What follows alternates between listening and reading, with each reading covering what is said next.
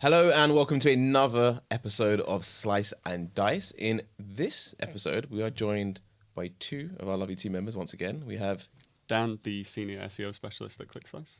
And Yulia, operations director at ClickSlice. amazing. And in this particular episode, what we wanted to do is discuss hiring an agency versus DIY, doing it yourself. Because I think there are a lot of brands out there that probably don't appreciate how much work goes into SEO and all the nuances involved in the process. So let's jump straight into it. Yep. You know, what would you say are the biggest financial costs or considerations that brands need to consider if they're thinking of firing their agency and doing it themselves in-house? Yeah, I think the thing that's most commonly underestimated is just the time cost involved. So, for example, if we were to break it down for like a typical client that we would pick up, keyword research. So before you even jump into that, you need tools. You also need to learn how to use those tools. That's a whole thing. That's going to take you a while and it's going to be quite expensive. Then obviously you have to actually use those tools. As a whole day-long process that it takes us to do, and we're professionals in this space with loads of experience. It takes us a day to do keyword research for any kind of normal client that comes through. That's assuming they're not massive. If they're massive, that expands out. No longer. Then you've got to research content. If you know how to do that, that's another day. And then you've got to create the content, which is a consistent process you have to do week in, week out, indefinitely. It doesn't stop. There's no point where you go, you know what, we can stop doing content now. It's like, no, that's perpetual. You have to be doing that for the lifetime of the business. Then, and where it really starts to get expensive, is backlinking. So you've got the research time. You've got to figure out what backlinks you need to be attaining.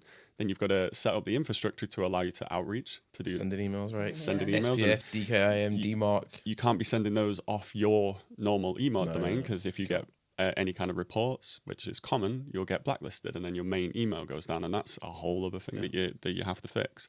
Then you've got, even if sites reply to you and say, yeah, we're happy for you to put a backlink, they're going to charge you. It's, you might get lucky and you might find 10% of them won't charge you, but 90% are going to charge you, and it's going to be expensive.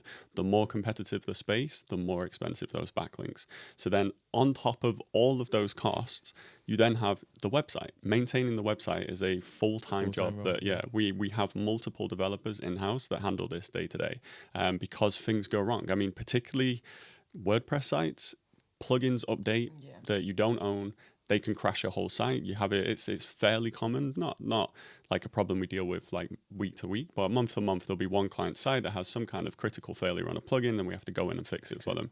If you want to do that in-house, you have to learn to become a developer. You have to figure out how these plugins work, how they interact, why your server's gone down. It's not fun, is it? It's a painful job anyway, but it requires such like technical skill to do that there is no realistic way that your average person who owns a business is going to be able to pick up those skills in a reasonable time frame to fix your site before you get a penalty for your site being down. And you'll never be able to be a specialist at all those things at once. So and I think to add to that as well, like when brands start a business, they start a business because they're passionate about the product. They're good at getting discounts from suppliers, and play to your strengths. If you're not good at SEO, why are you spending your time doing SEO? Like, or at least you're shooting yourself in the foot. I think there's another area as well that people don't think about a lot, is SEO moves very quickly. I would say at this point, it's like every 2 to 3 months, we're seeing big changes in how the game is playing out. And this is speeding up now that AI is involved as well. How much time do you realistically have to sit down and research these things? Because a big part of my job is researching all of this stuff. I have to stay on top of everything all of the time. And you're passionate about it. And I enjoy it. A little bit more easier, right? If you're not passionate about SEO. And you'd have, as a brand owner, you'd have to research your market, your customers, products, everything. So imagine the time you spend doing that, and then you also add on top this type of research. It's just, it's really hard. It's very overwhelming. I would say as well, so there's the obvious direct costs that are involved in personnel expenditure and stuff like that. But outside of that, what would you say are like the hidden expenses that most people just have no idea is involved in this space? Algo updates, for sure. Even if you think you know what to do with SEO and you're implementing it and you're getting good results, don't expect that same strategy to work in 6 months down the line. They're totally two different things. And even if it does work and your site gets hit by a penalty, trying to recover is now a whole different ballpark, right? It's a different ballgame, essentially. So I think brands, again, often don't think long-term enough, which is probably why they want to do SEO themselves in the first place. Kind of the wrong mentality to have. On top of that, I would say, we kind of touched on the link building stuff already, but look, we have 4 people that manage link building for all of our clients. Entire team, It is a lot. And again, if you're just, you know, buying links off Fiverr or someone you know said this on Twitter, like, it's game over. you're setting yourself up to fail. Like, you're digging your own hole. you're literally gambling with your business, right? And if you've got really employees, a warehouse, like, it's not the smartest thing to do whatsoever. Another thing brands obviously need to consider as well is what tools and softwares they need access to actually do SEO and measure. Can you share some light on what those tools would be? Yeah, well, we use a lot more tools, but if you wanted to DIY this, you'd still need anything that would help you do keyword research, look at competitors' backlinks, how your competitors are ranking. So that's Ahrefs, and that's almost 10K a year. And on top of it, because they're third-party tools, not all of them have the same data, so you'd see inconsistencies. So we also use SEMrush because you just want to make sure you have all the data accessible. So that also adds another cost. And then you also think of the foundations of your website. So Dan mentioned WordPress sites and technicalities. There's also SEO technicalities, which is auditing your website, understanding if you have duplicate headings, broken links. It's super important to find that out, and for that you need to be using Screaming Frog, which is also about, I think, $500 or something like that. So you'd have to add cost on top of the time you'd have to spend learning how to use these tools, and trust me, Screaming Frog is a super hard one. You also add the actual cost on paying and keeping these in your, toolbox or however you want to call it. The Screaming Frog is quite a funny one, right? Like, it's literally a tool made by an SEO for SEOs. It's not user-friendly whatsoever. So, again, even that tool you need access to, if you're not passionate about SEO, you don't really know how to navigate, that's quite a big learning curve for Screaming Frog. Yeah, it's a very tough one. I mean, we have individual meetings where we talk with each other about Screaming Frog has presented this issue. What exactly is this in relation to this specific website? Because, I mean, you could see the same issue come up 5 different times with 5 different websites, but it's not the same thing each time.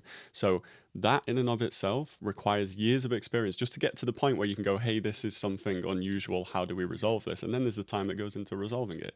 It's not something, in my experience, that can be done in-house. There's no way. Yeah, no. And how much time do you think effective DIY SEO would take e-commerce brands? So let's say you have the experience that we have. We spend per client, and this is not a one-off task. It's something that we refresh every couple of months. But initially when we start, like, keyword research takes a day. Like, realistically, there's the initial obvious keyword research, and then you have to dig in a lot deeper to find all of the areas where you're going to get good ROI. If you go down the wrong avenue on that, you're going to waste time, you're going to waste budget, and you're not going to see results in a 3-month window or 6-month window when you want to see things.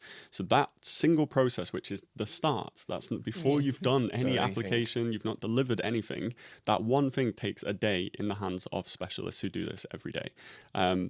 If we were to just lock in into that one thing, that alone should tell you outsource, because if you get that part wrong, you're going, the next 6 months, you're going to waste time. So that alone is massive.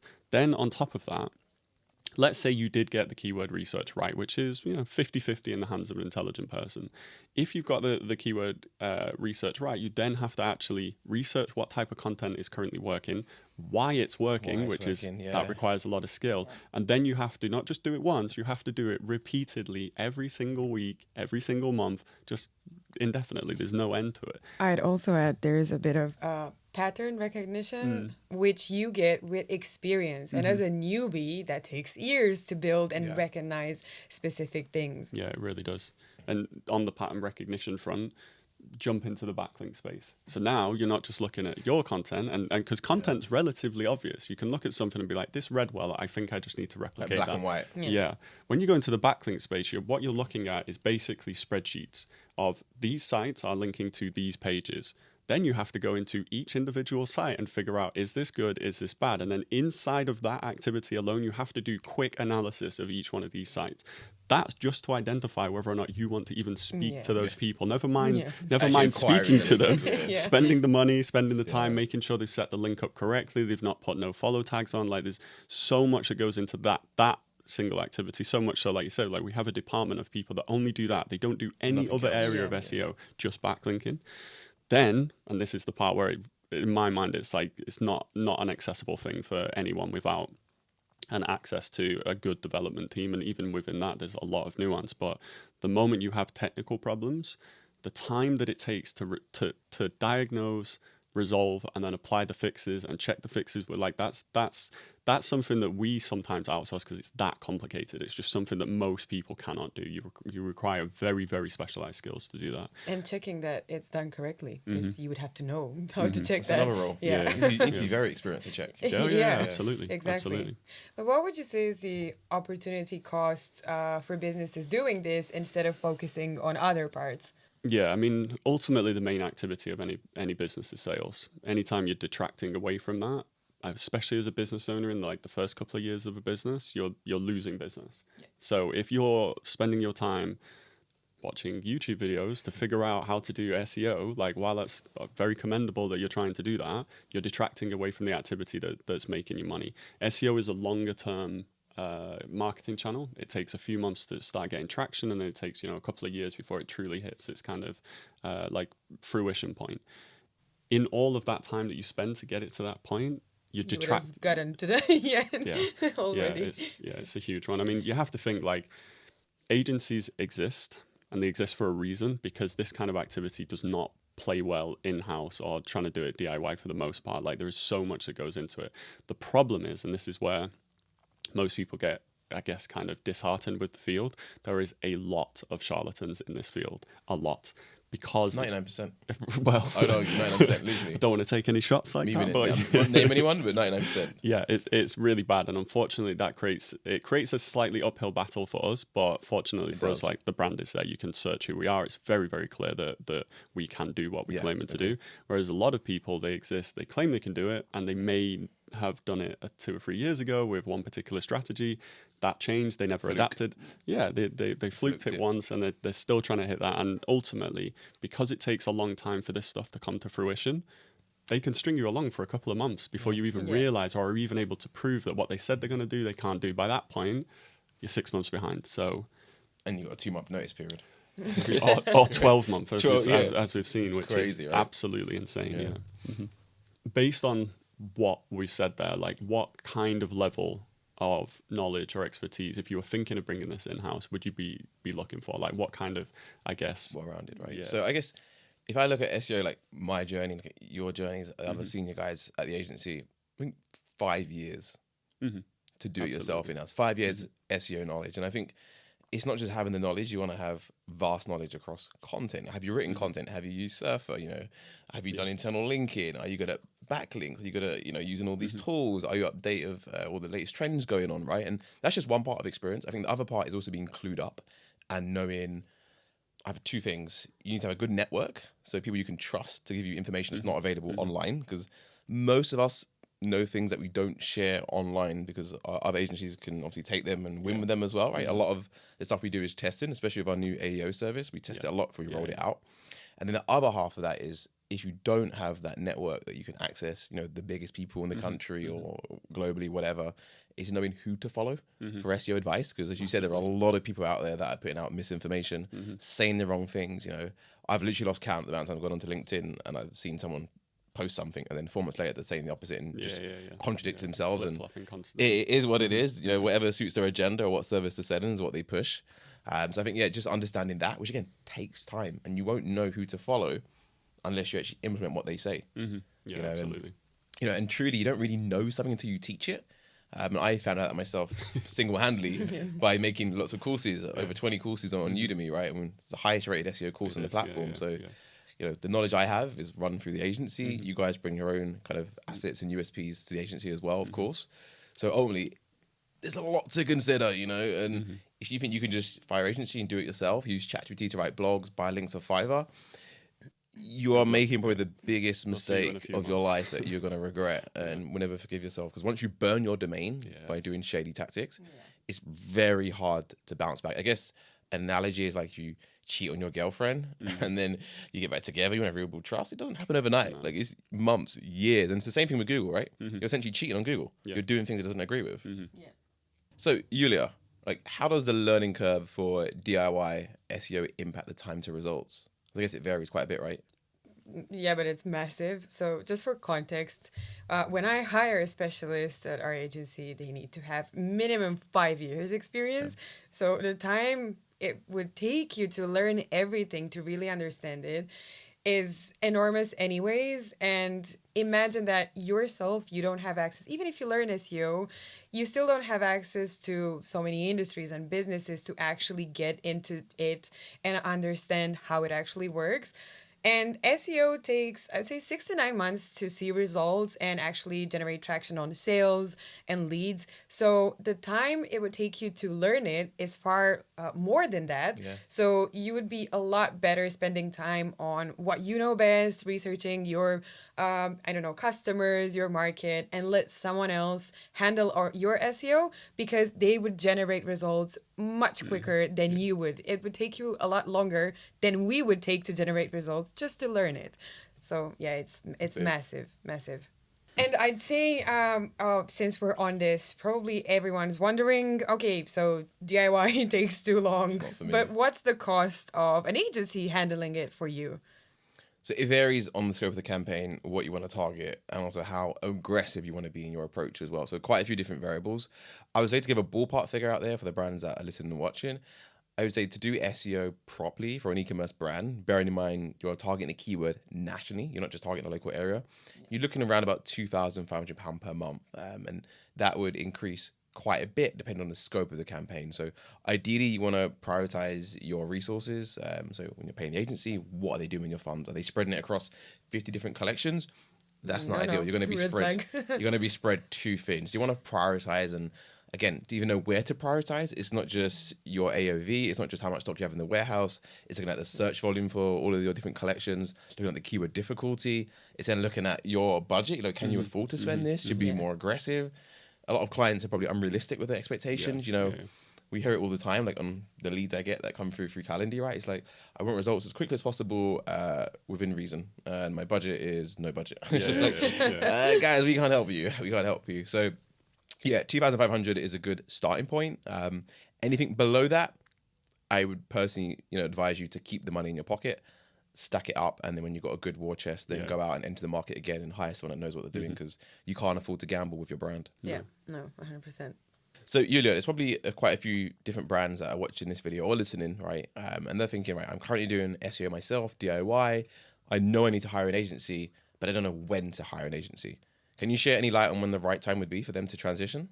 Yeah, when you're comfortable enough to stay with an agency for at least 6 to 9 months, when you'd have enough revenue growing, and you maybe have potentially other channels as well. So you're not only doing SEO, maybe you are getting sales from a different channel, because SEO does take time. It is long term, so it's sustainable, it compounds. So once you do see those results, they don't just drop the moment you stop it. But initially, as I said, it takes 6 to 9 months. So you have to have that in mind when you're starting, because if you go with an agency and 2 months in, you don't have any other revenue generator and you're only relying on SEO, then that's really not the best approach. The 2 months are just a foundation. So it would be a waste of your time and your resources. So you should be prepared to spend some time when you get an agency on it. Yeah, I agree. And there's obviously a lot of parts of SEO, as we discussed in quite length and quite a bit of detail now, that it's not feasible to do yourselves in-house, right? But again, it's not all doom and gloom. No, we have to be neutral as well, of course, right? So what parts of SEO would you say brands can do themselves, like DIY, and what parts should they really not try and do that? Yeah, there's actually some that we encourage. So obviously, as much as it's great for us to set the kind of precedent or the standard that you want to be creating content to, we actually advise beyond a certain point that you replicate how we're building content. We'll give you the topic ideas and you can fill out that content alongside our content team. The reason why that's not a high risk activity is once we have locked in the formula that you need to be following, it's very mechanical. And really what it requires is your individual input to add in expertise that we wouldn't necessarily have being the agency, where you're obviously the business owner, so you will actually know these things. So that part of it, we are actually quite quick to kind of hand over when we can. Yeah. It's not something that we need to keep doing at a super high level. Like, we have an amazing content team, but once we've done it enough for you, once you've got that base growing, it's then you can do this in-house if you've got the resources to do it. It's just important for us to share topics, or for your agency to share that with you. Otherwise, you can do it very wrong and ruin everything that's been built so far. So I mean, while you can write it yourself, it's super important what you write about. Yeah, there's like a famous slide from your slideshows, which is like if you get involved and do it incorrectly, you can completely upend the entire campaign. So do it's you remember like the title of that slide? Proactive can Julia also should be know that. counteractive. that's the one. Julia will know it a million times. But it's very true. Like ultimately, as long as we can just say go down this path and do it in the way that we've shown you, there's no issue. If you just start doing stuff without our guidance, like it might work, but the probability is it could be counteractive for you. I would say just on top of that, maybe one last point is the performance monitoring. Once we explain to you like what you're actually looking for, it's fairly easy to go in and check month to month, are we actually seeing the growth that we want to see? Now, we provide you with all of that information. We give you a 24-hour dashboard that you can access. There's monthly reporting. You have access to us whenever you need us to explain things. But there are certain things that you can do where you can look and say, you know what? We are trying to move into this area commercially. We've got some new products that we're wanting to bring out. Let's see where we're currently sat and let's see if we're growing in that right area. If not, let's speak with the agency and let's figure out, can we pivot towards this kind of stuff? And that's something that, again, obviously we can do all of this for you, but we advise take an interest in this stuff as well. It's their brand. Yeah, absolutely. I would summarize this entire podcast. Imagine DIY SEO as, I'm sure you've seen on Facebook those DIY videos of people trying to do things themselves rather than buy them. And you see how kind of like silly and hilarious they are, and they take so much more time and it makes no sense. It's kind of the same. Watch one of those videos and think about this podcast. Totally agree. Well said, Julia. Awesome. Thank you for this one, and see you in the next one in 2 weeks. Like, subscribe, and share. Thank you.